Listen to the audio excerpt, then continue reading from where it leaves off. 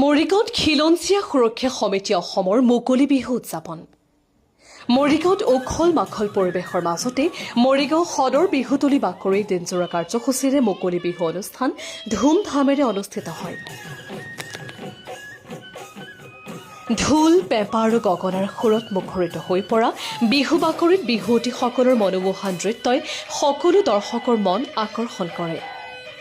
ঢোলৰ চাপৰত দুভৰি যাদু দেখুৱাই লাহৰী কঁকাল ভাঙি নাচে বিহুৱতীসকলে, যাৰ ফলত সমগ্ৰ পৰিৱেশটো এক আনন্দময় ৰূপ লয়। জিলাৰ বিভিন্ন প্ৰান্তৰ পৰা বহু সংখ্যক বিহুপ্ৰেমী লোকৰ উপস্থিতিত বিহুতলী বাকৰি ভিৰ কৰা পৰিলক্ষিত হয়। এই মুকলি বিহু অনুষ্ঠান খিলঞ্জীয়া সুৰক্ষা সমিতি অসমৰ উদ্যোগত আৰু মৰিগাঁও জিলা সমিতিৰ সহযোগত আয়োজন কৰা হয়। অনুষ্ঠানত সংগঠনটোৰ ৰাজ্যিক আৰু জিলা পৰ্যায়ৰ সভাপতি সম্পাদকৰ লগতে বহু বিষয়ববীয়াসকল উপস্থিত থাকে। ৰঙালী বিহুৰ এই উৎসাহে মৰিগাঁও জিলাত একতা, সংস্কৃতি আৰু আনন্দৰ বতৰা কঢ়িয়াই আনিছে।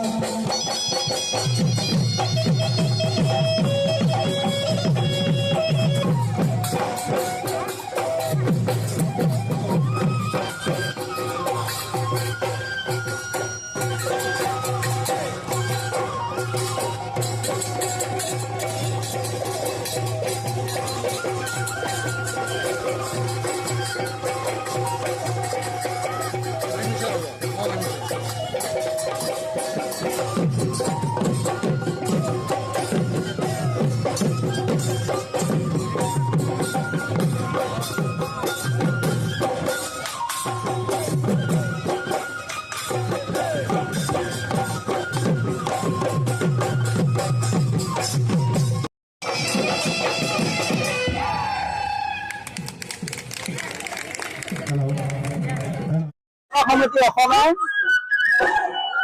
মৰিগাঁও জিলাৰ যি কাৰ্যসূচী হাতত লৈছে, আমাৰ কেন্দ্ৰীয় সমিতিৰ তৰফৰ পৰা মৰিগাঁও জিলাৰ সভাপতি, সম্পাদক, কাৰ্যকৰী সভাপতি সকলোকে ধন্যবাদ জনালো। আৰু শেহতীয়াকৈ হলেও ৰঙালী বিহু শুভেচ্ছা যাচিলো আৰু অসমীয়া নতুন বছৰ শুভেচ্ছা যাচিলো। সকলোৱে যেন সুখ শান্তি ঘূৰি আহে।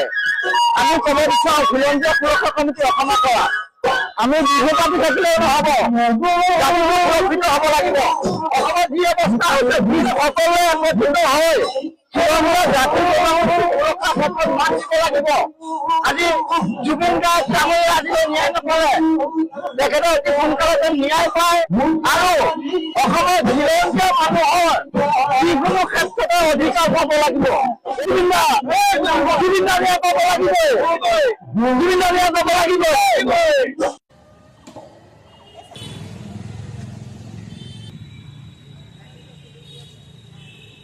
এয়া মনের বিয়ে খবর লাগে।